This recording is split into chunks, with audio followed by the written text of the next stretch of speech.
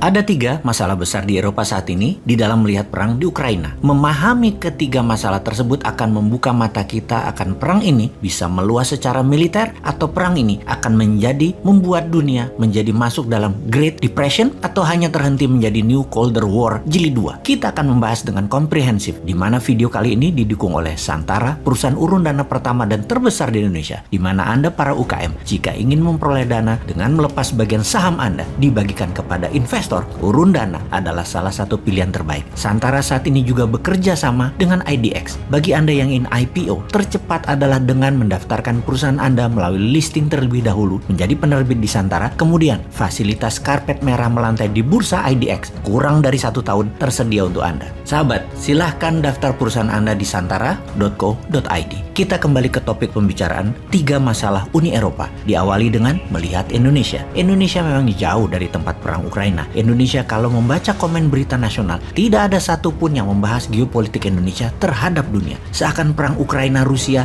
hanya perang di timur Eropa dengan 2 tokoh, Zelensky di sisi barat dipuja sebagai pahlawan dan pemuja timur yang kebanyakan negara yang diinvasi Amerika dan diinvasi Eropa Barat memuja Putin sebagai superhero melawan ekspansi Thanos untuk mencaplok Ukraina dengan soft power, yaitu join NATO. Rusia melawan NATO. Di Indonesia hanya kecil saja berita perang Ukraina, di mana di sana padahal ada 2 negara besar, Amerika di sisi NATO dan Uni Eropa, dan ada Tiongkok yang mendukung Rusia. Kemudian ada pecahan kecil lagi negara-negara yang tidak memberikan sanksi kepada Rusia masih berdagang dengan Rusia, termasuk India membeli minyak Rusia. Misalnya, yang kalau membesar perang di Ukraina kemungkinan ambil posisi masing-masing menjadi jelas sekarang. Ujung-ujungnya adalah hegemoni Amerika dan sekutu sedang ditantang oleh Rusia di belakangnya bersama Tiongkok. Sangat penting Indonesia untuk terus bersiaga, menyiapkan cadangan pangan, dan pastinya mengambil kesempatan untuk memanfaatkan perang ini untuk menjadikan Indonesia global player. Namun, dengan GDP dalam 7 tahun hanya naik 11% dari 3.750 ke 4.100 hingga tahun 2021, juga dengan inflasi dalam 7 tahun naik 14% hingga tahun 2021, maka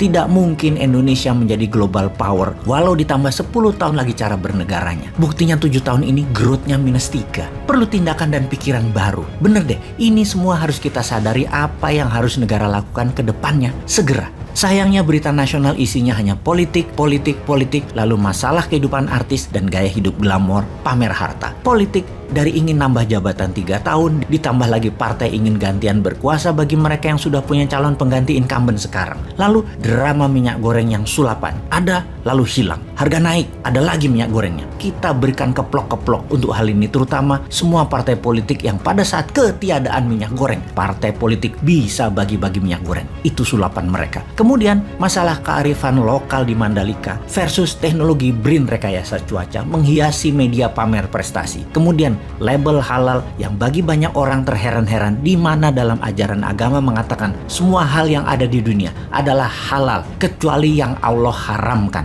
Harusnya lembaga label ini melabel yang haram saja.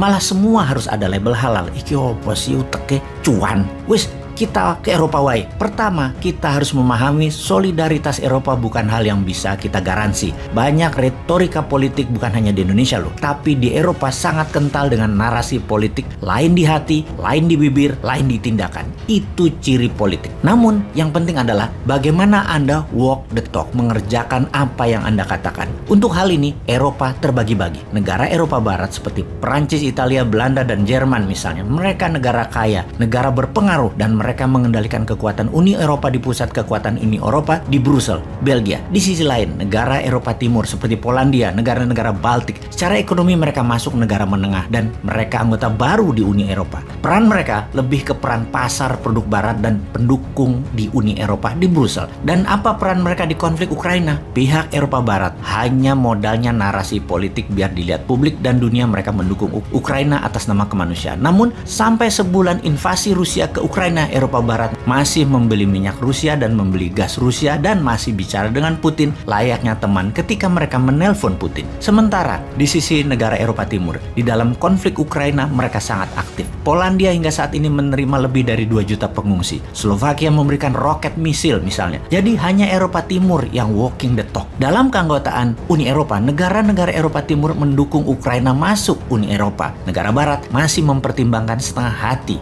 mendukungnya. Di sini Rusia tahu dan mengambil peluang yang pasti bahwa Eropa Barat akan flat-footed, kakinya akan diam di tempat, tidak akan serang Rusia balik. Kita pertajam lagi infonya. Ada 3 hal yang menjadi masalah di Eropa saat ini kalau kita mau melihatnya. Geografi, sejarah, dan ekonomi. Eropa Timur itu jaraknya terdekat dengan Ukraina dan Rusia, di mana perang memberikan pengaruh langsung buat negara-negara Eropa Timur. Banyaknya pengungsi ke negara mereka, dan mereka paling berisiko tinggi bisa meluasnya perang ke negara mereka. Sementara negara Barat, jarak mereka jauh dari radar Rusia. Mereka lebih terisolasi. Negara Eropa Timur itu hanya buffer country Eropa Barat. Itulah jahatnya Eropa Barat. Otaknya jahat dan tindakannya tegaan. Pastinya akan sedikit pengungsi sampai Eropa Barat. Sedikit senjata akan ditembakkan mencapai Eropa Barat. Risiko mereka kecil terkena imbas perang fisik ini. Yang kedua masalah di Eropa adalah sejarah. Negara Eropa Barat seperti Perancis, Portugis, Belanda, Jerman adalah negara penjajah. Negara pengkoloni di abad pertengahan hingga abad ke-20 ke negara lemah di Asia, Afrika, Amerika Latin. Mereka itu biasanya menginvasi, bukan negara yang diinvasi. Negara Eropa Timur punya sejarah berbeda. Mereka diserang oleh Nazi. Sebagian dari mereka adalah bagian dari Uni Soviet yang bisa dikatakan dikendalikan dan dijajahlah dalam bentuk lain oleh Uni Soviet. Jadi secara hati, negara dan warga Eropa Timur lebih memahami apa yang terjadi pada warga Ukraina saat ini. Karena itu mereka memberikan tangan membantu, memberikan rumah dan tanah mereka ke warga Ukraina. Alasan ketiga adalah masalah ekonomi. Dapat dipastikan Eropa Barat mengutamakan keuntungan uang daripada prinsipal atas nama kemanusiaan negara lain. Negara mereka aja dulu. Eropa Barat masih membeli gas Rusia, masih mengambil produk Rusia dan masih menarget pasar Rusia. Macron Perancis misalnya atau Olaf Scholz-nya Jerman. Eropa Barat aslinya tetap ingin mereka bisa membuli negara Eropa Timur gandengan tangan dengan Rusia dan Tiongkok atas nama keuntungan ekonomi negara mereka. Eropa Barat saat ini tidak dalam ancaman militer langsung Rusia. Rusia hanya ingin Ukraina. Karena itu Eropa Barat tetap ingin kueh masa depan bersama Rusia dan Tiongkok juga atas pasar Eropa Timur tersebut. Sementara Eropa Timur seperti Lituania berani menentang Tiongkok baru-baru ini yang menganggap Tiongkok main 2 kaki di konflik Ukraina dan Dracula ekonomi di mana semua negara Baltik mendukung pernyataan Lituania tersebut. Lalu ternyata pernyataan negara Baltik tidak didukung oleh Eropa Barat yang tidak mau konflik dengan Tiongkok dan tetap mau dagang walaupun ideologi berbeda dengan Tiongkok. Sesungguhnya Uni Eropa itu ada 27 negara di dalam mengambil sikap semuanya harus setuju. Ternyata dalam kasus perang Ukraina tidak ada kekompakan sama sekali. Tidak ada pernyataan bersama, yang ada tindakan masing-masing untuk kepentingan negara masing-masing. Di sisi luar jauh, sang New World Order, Inggris dan Amerika juga tidak dianggap oleh Uni Eropa. Sanksi ekonomi terhadap Rusia tidak dijalani sepenuhnya oleh Uni Eropa. Uni Eropa sesungguhnya juga sudah tidak taat lagi kepada Thanos tersebut. Jadi, mimpi Eropa Barat tetap sama. Di seluruh Eropa, satu kebijakan, satu mata uang dan kendali pasar Eropa Timur dan pastinya satu pertahanan keamanan NATO. Secara narasi, Uni Eropa menyatakan perjuangan Ukraina adalah simbol keluarga besar Eropa dan semangat Eropa. Namun hanya di bibir pejabatnya saja. Tidak ada tindakan nyata. Sungguh, keluarga macam apa yang dimaksud oleh Eropa Barat? Kok gitu memperlakukan keluarga? Jadi apa yang tersisa untuk Kiev saat ini? Ukraina sebuah negara yang memiliki banyak teman tetapi tidak memiliki keluarga. Terakhir, yang tersisa untuk Indonesia apa? Mulai paham dunia. Lalu apa yang Indonesia harus lakukan dan ambil posisi sekarang? Bagaimana?